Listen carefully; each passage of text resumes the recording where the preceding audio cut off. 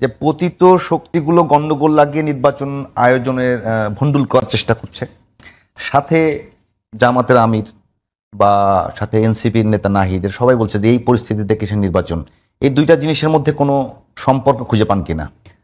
প্রথমত হলো যে শেখ হাসিনা যেদিন চলে গেছেন সেই দিন থেকে একদম মানে উনি দিল্লিতে গিয়ে মানে হাত মুখ ধুয়ে নাস্তাটা করে প্রথম উনি যদি জায়নামাজ নিয়ে বসে থাকেন ওখানে আল্লাহর কাছে দোয়া করছেন, আল্লাহ এই সরকারের গজব নাজিল করো।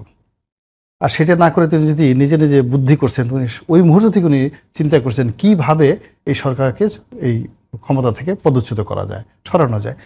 এটা বোঝার জন্য রকেট সায়েন্স জানার দরকার নেই, বড় বিজ্ঞানী হওয়ার দরকার নেই, এটাই স্বাভাবিক।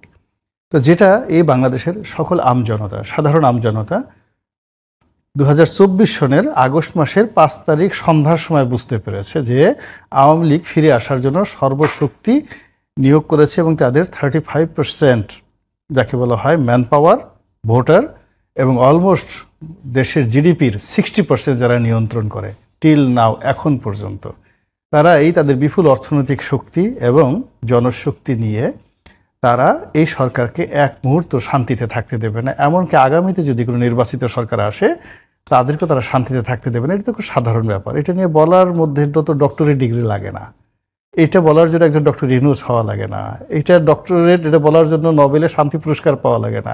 এটা আমার ড্রাইভারও বলতে পারে, আমার পিয়নও বলতে পারে যে এটাই বাস্তবতা। তো এই কথাটা উনি এতদিন পরে কেন বললেন, কি জন্য বললেন?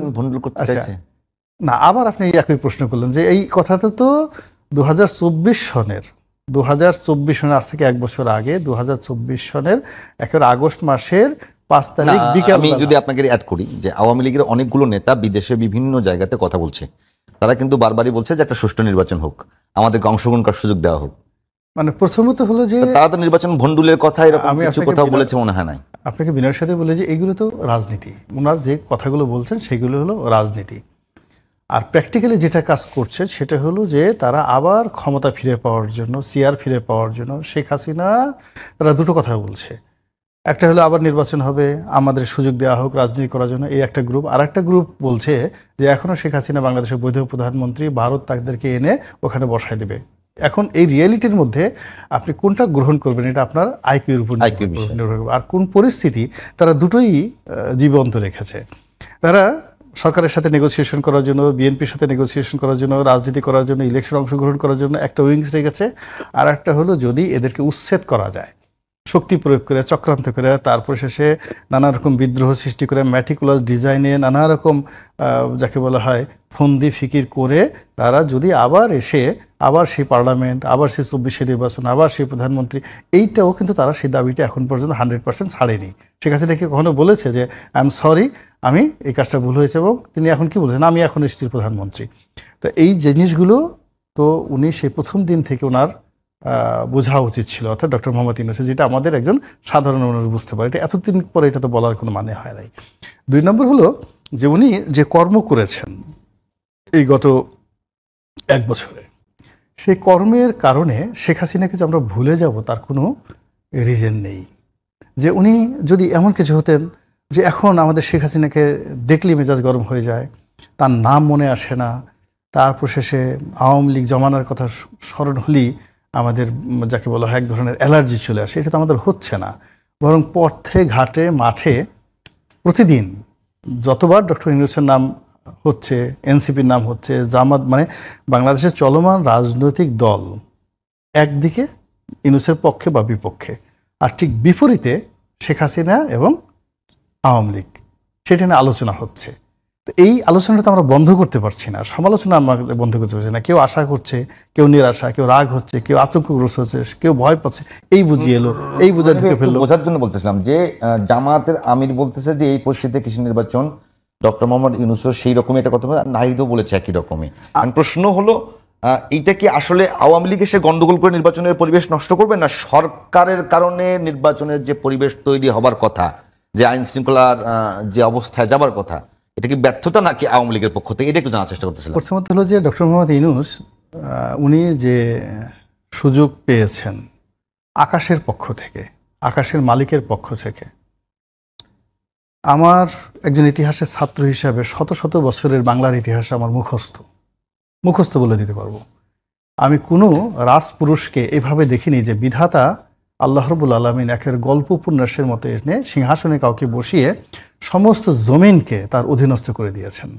উনি যখন 8 তারিখে বসেছেন, এই পৃথিবীর এই অংশের আকাশ বাতাস চন্দ্র সূর্য তারকা সব ইনুস করেছেন। This is first. Second thing হলো মানুষের মনে সমস্ত রাজনৈতিক দল একটা মহব্বত পয়দা করে দিয়েছিলেন। উনি যা বলেছেন সবই আমাদের কাছে একটা অমৃত মনে হয়েছে। উনি মিথ্যা কথা বলতে পারেন না, উনি ছলচাতুরি করতে পারেন না। He is a gentleman, he is a pious man, he is a good man, he is a aged man, he is a Nobel laureate. এই জিনিসগুলো আমরা পুরো 2024 সনের ডিসেম্বর পর্যন্ত আমরা শুধু জিকির ফিকির করেছি। আমরা একবারও ওনার এবং ওনার সরকার সম্পর্কে এবং ওই এনসিপির এখন যারা কর্মকর্তা আছে তাদের সম্পর্কে এই বাংলায় 2024 সনে একটা ট্রু শব্দ উচ্চারণ হয়নি।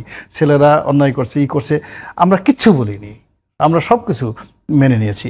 এই সুযোগকে কাজে লাগিয়ে তারা যদি পলিটিক্যালি আওয়ামী লীগকে চিরজন্মের জন্য তাদের কবর দিতে পারতো, যদি তারা ম্যাচিউরড হতো 2024 সনে, 2025 সনে এসে আওয়ামী লীগের জুজুর ভয় দেখানোর, মানে আমাদের দেশে হলো কি, ধরেন হিটলারের পরাজয় হয়েছে, মুসলিমের পরাজয় হয়েছে, তাদের নামও কিন্তু আসেনি, তাদের নামও এখন ওখানে কেউ নেয় না। আমরা এখানে বসে নেই, কিন্তু জার্মানি গিয়ে দেখেন হিটলার নাৎসি পার্টি এটা নিয়ে কোনো আলোচনায় নাই। তা এখানে আমরা সেই 2024 সনের মধ্যে সবাই যেখানে ধরে নিয়েছি there is no Sheikh Hasina, there is no Awami League, nothing, without Awami League, without Sheikh Hasina, আমরা এটা বিকল্প বাংলাদেশের কথা সবাই কল্পনা করেছি। এর মধ্যে কারো অসততা ছিল না। এমনকি আওয়ামী লীগের যারা বাংলাদেশে ছিল তারাও বলছে না জীবনে আর এটা হবে না।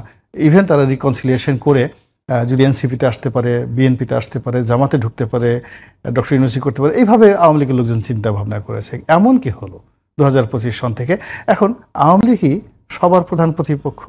আপনি বিএনপিকে জিজ্ঞেস করে দেখেন, বিএনপির প্রতিপক্ষ ইউনূস সাহেব না, আওয়ামী লীগ। জামাতের ভয়ের কারণ কি? আওয়ামী লীগ। এনসিপির ভয়ের কারণ কি? আওয়ামী লীগ। ডক্টর ইউনূসের ভয়ের কারণ কি? আওয়ামী লীগ। তো সবাই যখন আপনি একটা মনুমেন্টকে খুব বেশি গুরুত্ব দিচ্ছেন এবং সমস্ত দৃষ্টি একজনের দিকে দিচ্ছেন, শেখ হাসিনা এবং আওয়ামী লীগ, আপনি না চাইলেও ও গুরুত্ব পেয়ে যাচ্ছে।